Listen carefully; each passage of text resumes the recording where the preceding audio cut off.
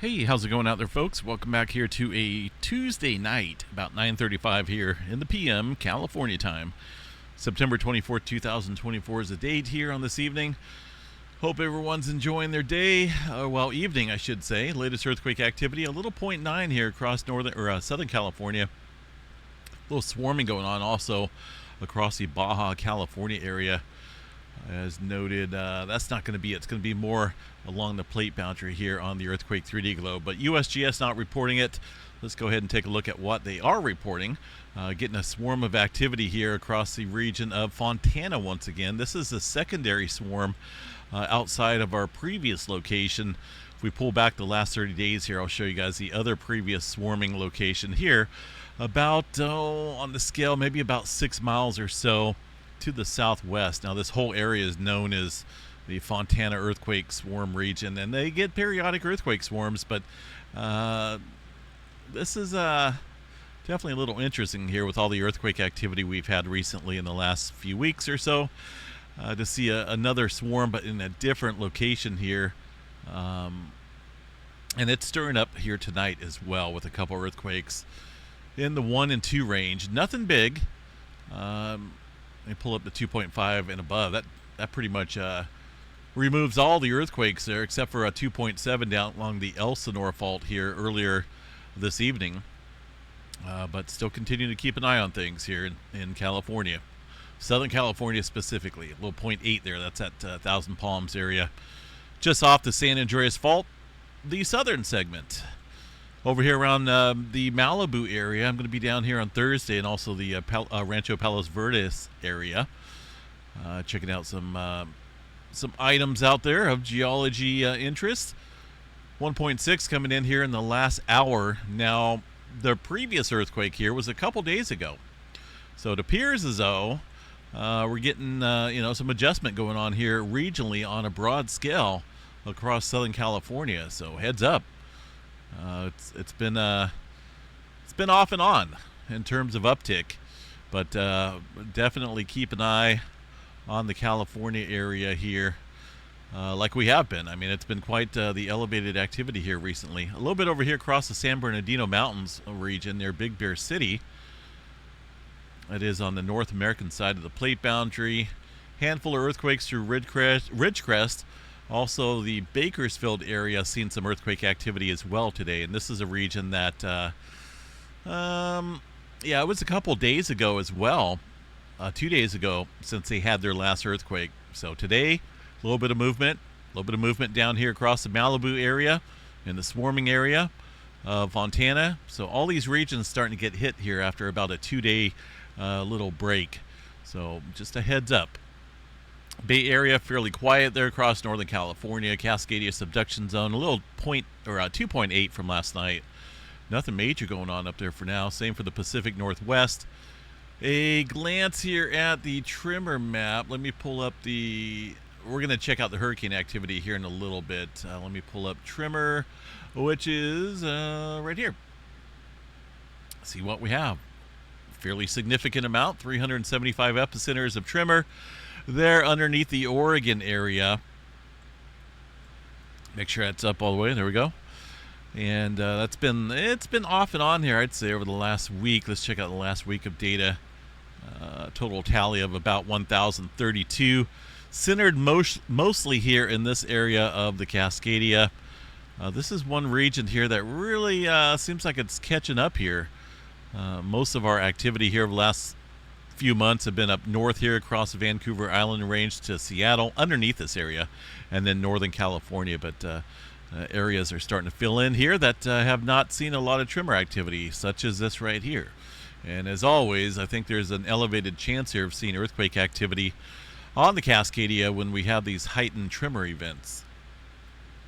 Nothing major going on there across Yellowstone National Park. Fairly quiet.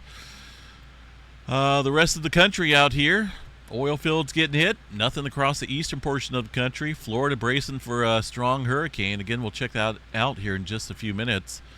Got a little bit of activity here across the lower east rift zone of Hawaii. Some of this fairly deep. Let's see, the latest one at 2.2, just about 3 miles here below the surface. Want to give a quick glance here at the inflation charts here tonight, and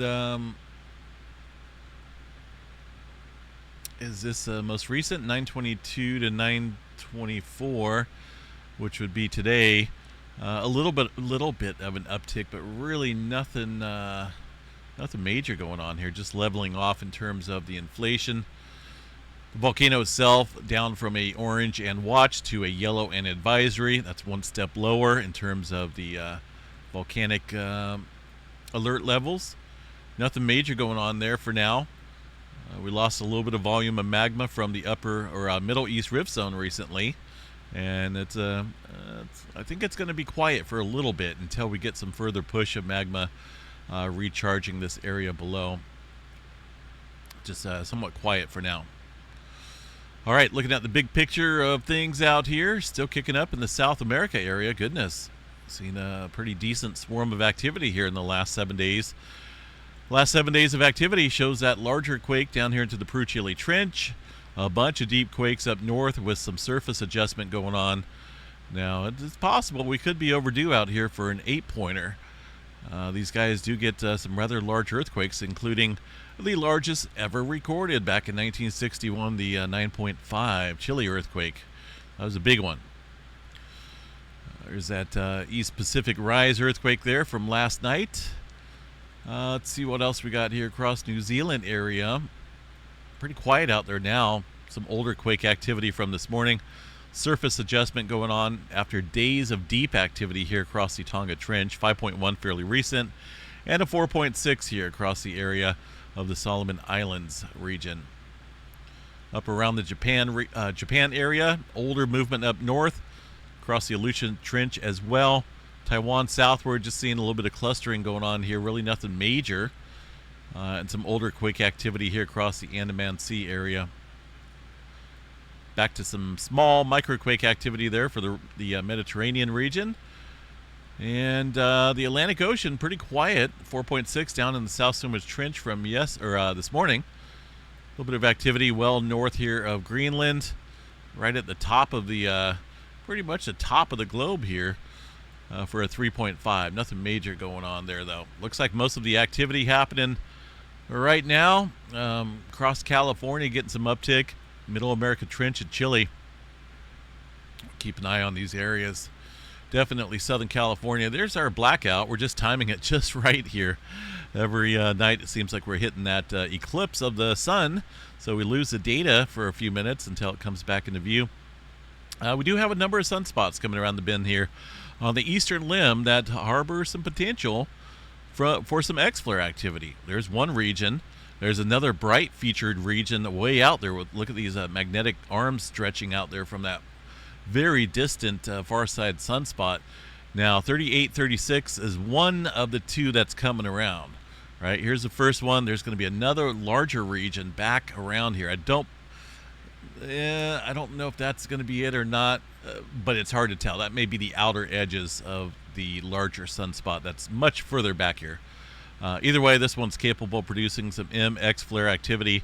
The rest of these little regions, not so much. So now that we have a new player out here, this is actually a former old sunspot that was out here a few weeks back, and who knows how many times it's gone around the sun and got renamed. There's no way I can keep track of them all. So we'll keep an eye there on the sunspots that are coming around the eastern limb. Elevated X flare potential, 25% chance. M flare at 55. C flare, 99% chance here. Beautiful moon out there tonight. If you got clear sky, there's your daily moon chart. Kind of a neat site. Really haven't checked this out, but it's moon.nasa.gov. You can do a lot of cool stuff on here. Observing with the unaided eye, binoculars, telescope, and your location there on the planet. I got to check that out here. As far as Aurora forecast goes, we're expecting something to come in here tonight, maybe in the day tomorrow, maybe tomorrow night. Looking at the Aurora chart right now and the KP index, it appears as though we're getting a little bit of enhanced wind stream right now, as noted on the solar ham site with southward BZ component, which is allows the amplification there of the auroras way up into the upper levels there. But hard to say though on if this is the actual CME, part of the CME that was supposed to hit us and amplify the conditions up to a G1 class storm potentially. So we'll watch that either way. Some unsettled conditions. Aurora is right now favorable, mainly across Canada here in the yellow. Potentially a slight chance there in the green, but nothing of major activity for now. All right, let's talk about hurricane activity. Goodness, I know we're only looking at a tropical storm right now. Tropical storm Helene.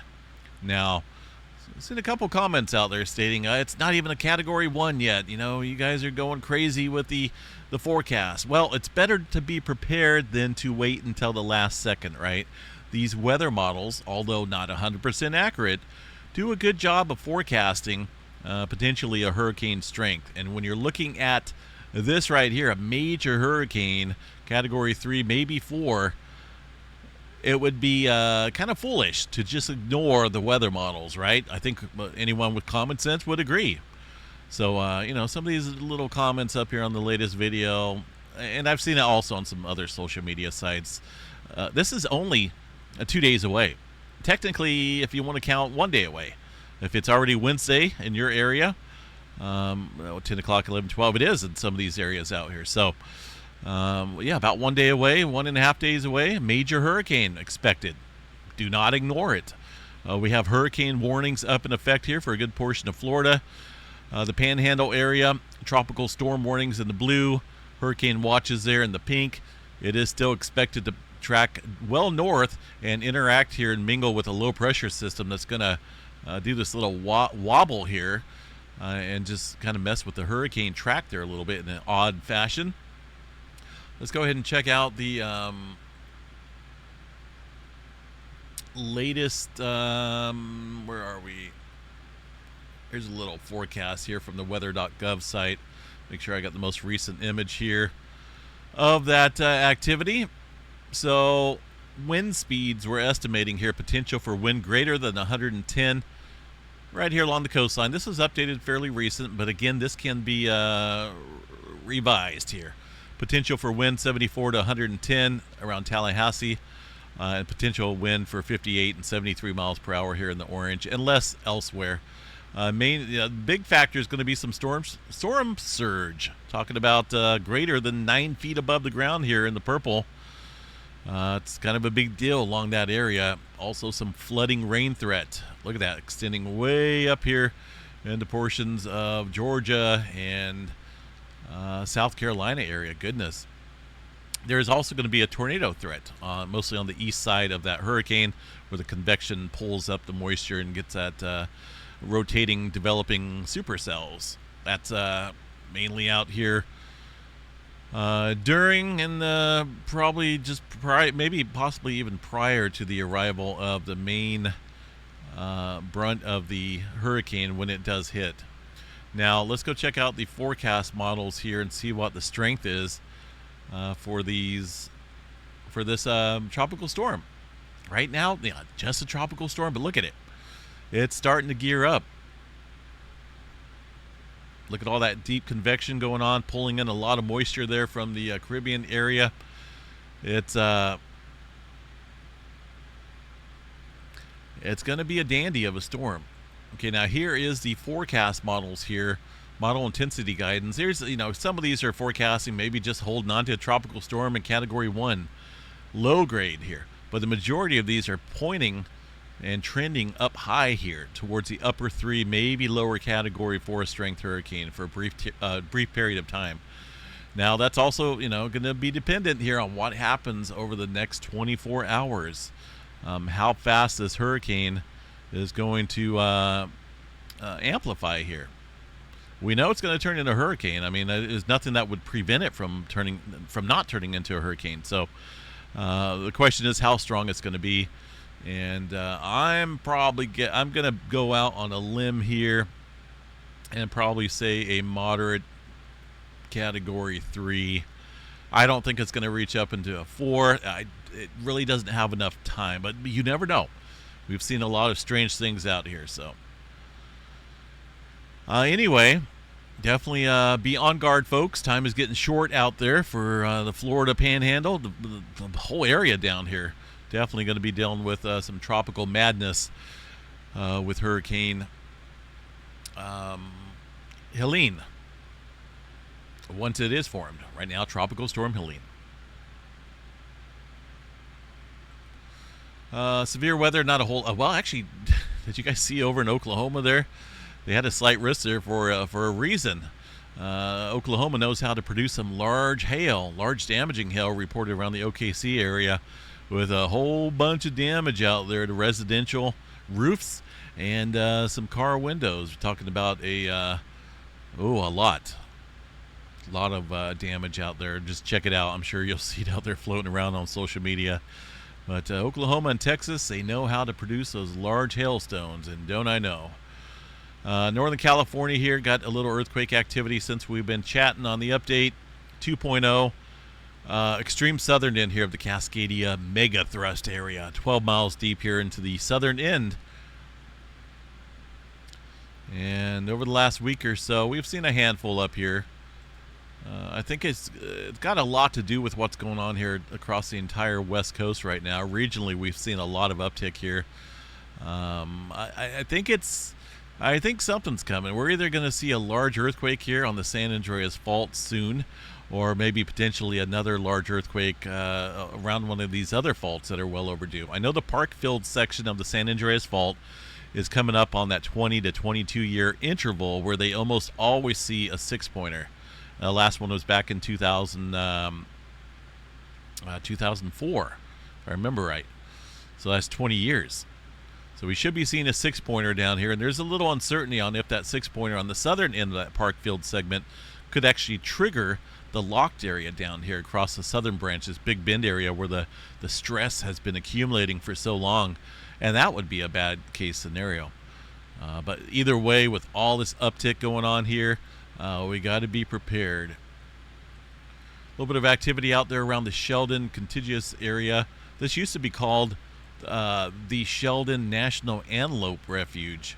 I was out here a few years back investigating. It took me a little while, and lots of dirt roads out there. Beautiful desert scenery. Not a car for miles, no electricity lines. I mean, at nighttime it was beautiful for star shot photography. But I was checking out an earthquake swarm out here a few years back. They had hundreds of earthquakes out here. A lot of older volcanic activity. I can't help but wonder maybe some of the underground older magma chambers there are collapsing and whatnot with the stress here. That's always underneath the North American plate. The North American plate here, any plate, is always underneath the strain of the tectonic forces. But looks like they're stirring back up here with a little bit of activity throughout the day today. A couple ones, even a 2-pointer in there. All right, have a good night, folks. We'll catch you guys later. Again, I'm going to be down here in Southern California here on Thursday. We'll be checking out the landslide area here across the Rancho Palos Verdes area. I appreciate the folks that have donated here. If you want to help out, you're more than welcome to help out here. Got a few donations, some generous people out there for sure. We appreciate it. There's a couple different ways you can donate to help with fuel.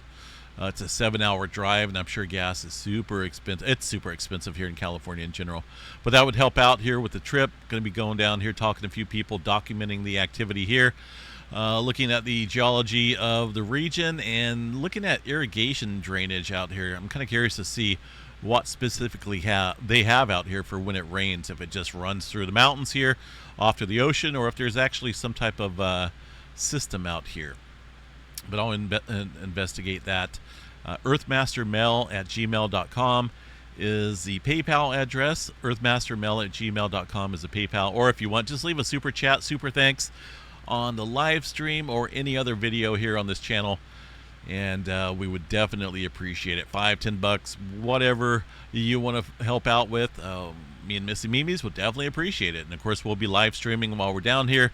Hopefully, it'd be my luck here. We get a big earthquake while I'm down there, but you just never know. I don't believe in just coincidence out here. I believe everything happens for a reason and a purpose. For every single time and date, everything happens for a purpose, whether it's good or bad. And who knows? I mean, I guess we'll just see what happens here. Either way, we'll catch you guys back out here in the morning, Wednesday morning update.